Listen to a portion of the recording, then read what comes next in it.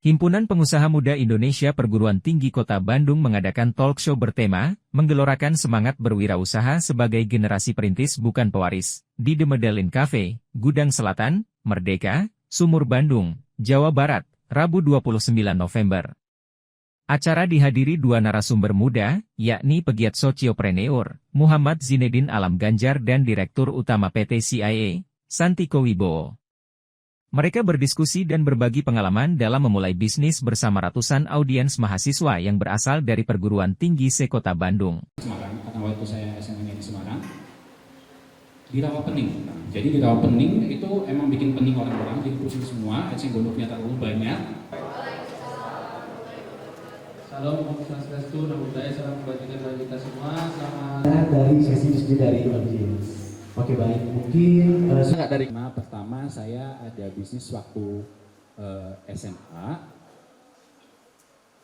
tapi emang fokusnya bukan orientasi ke bisnisnya, tapi karena kita ikut semacam kompetisi inkubator, jadi emang masa operasionalnya ditentukan oleh penyelenggara 1,5 tahun. Tapi emang running bisnis secara operasional selama 1,5 tahun. Dan nama entitasnya itu Sagasco, Satya Ganesha Kooperatif. Kita fokus di bukan pembudidayaan ya, memecahkan permasalahan eceng gondok di daerah Semarang, karena waktu saya SMA-nya di Semarang, di Rawapening, Bang. Jadi di Rawapening itu emang bikin pening orang-orang, jadi pusing semua, eceng gondoknya terlalu banyak, akhirnya jadi, kalau bahasa teknisnya itu eutrofikasi. Eutrofikasi ini jadi gulma eceng gondok gitu. Mengurangi kadar oksigen, terus nanti ada erosi segala macam, pokoknya tetek kayak gitu bikin pusing. Dan masalahnya itu dari zaman Belanda ternyata. Nah jadi saya dan teman-teman waktu itu kami ber-20 dari kelas akhir kelas 10 itu bareng-bareng nemuin permasalahan ini dan coba cari solusinya gimana. Banyak masukan-masukan juga dari mentor-mentor, dari guru-guru, masukannya cukup konvensional mas, agak kuno gitu ya. Banyak yang udah bikin kotak tisu aja gitu, atau bikin dekoratif, bikin figura segala macam. Tapi tuh kami masih muda ini kan agak idealis gitu ya, pengennya yang keren gitu. Kalau bisa bikin mesin waktu dari itu kita bikin mesin waktu gitu, tapi kan mustahil. Nah akhirnya coba kira-kira ada nggak dari barang yang dari segi estetika itu bisa di arrange dari eceng gondok itu juga masih memiliki additional value yang usabilitasnya itu bisa digunakan sehari-hari. Makanya kesimpulannya menemukan, kita brainstorm, ada dua ide yang berhasil kami eksekusi. Yang pertama alas kaki dari eceng gondok, kita ada sepatu dan sandal. Sama yang kedua ini, kebetulan saya bawa binder, namanya Y-Notes. Ini versi besarnya kayak agak map gitu. Ini dari eceng gondok teman-teman. Kami menemukan, awalnya produknya yang keluar launch pertama itu sepatu dulu. Sepatu bentuknya anyam, karena dari segi produksi itu paling simpel. Dan berhasil, tapi akhirnya kami memutuskan R&D karena waktu ada tawaran,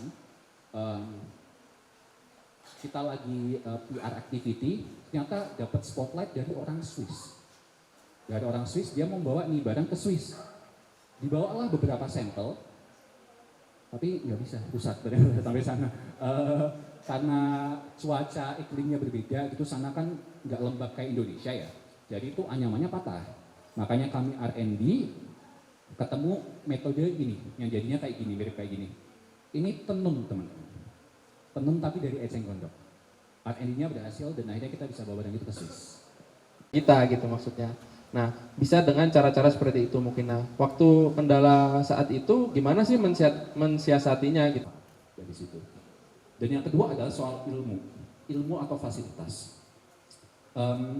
Di usia waktu mendevelop Sagasco sama teman-teman, itu masih on lah ya kalau berbisnis itu kayak maksudnya agak kanvas putih gitu.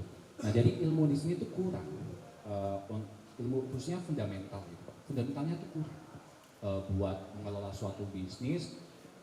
Ngelit 20 orang dalam satu waktu, di mana 20 orang ini adalah 20 orang yang top gitu.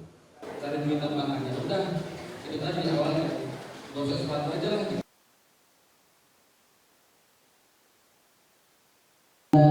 Mas Alam Ganjar sebagai pegiat Bukan awalnya produknya keluar launch pertama itu sepatu dulu. Sepatu bentuknya anyam karena dari segi produksi itu paling simpel dan berhasil. Tapi akhirnya kami memutuskan Dan juga kami aturkan sangat-sangat terima kasih Mas Alam dan Mas Santi. Di sini pertanyaannya bagaimana cara pemateri melihat peluang bisnis yang layak dan memiliki potensi untuk berkembang ke depan. ya, itu kita mencari mencoba menjadi jembatan. Jadi ini adalah market interest, ini adalah passion kita, posisi kita adalah di tengahnya. Jadi kita harus bisa men-spot, melihat mana yang sekiranya market interest itu align sama passion kita. Dan kebetulan saya itu waktu pandemi itu cita-cita menjadi pro player e-sports, tapi ternyata bapuk gitu. Jadi berusaha melanjutkan cita-cita itu bersama teman-teman yang memang udah pro nih gitu. Jadi kan Mas Alam ini kan backgroundnya dari e-sport ya. Jadi mungkin mau tanya untuk dari sudut pandang Mas Alam, bagaimana sih peluang industri bisnis e-sport Indonesia untuk masa depan? Apakah masih sangat menjanjikan atau enggak? Jadi tentang itu ya, peluang ya. Kalau soal peluang itu mungkin saya sama Mas Santiko bakal ngasih perspektif yang berbeda ya. Karena tadi kalau Mas Santiko kayaknya kayak opportunity based, kalau saya itu passion based. Memprediksi di awal berarti Mas Alam ya? Iya betul. Gitu.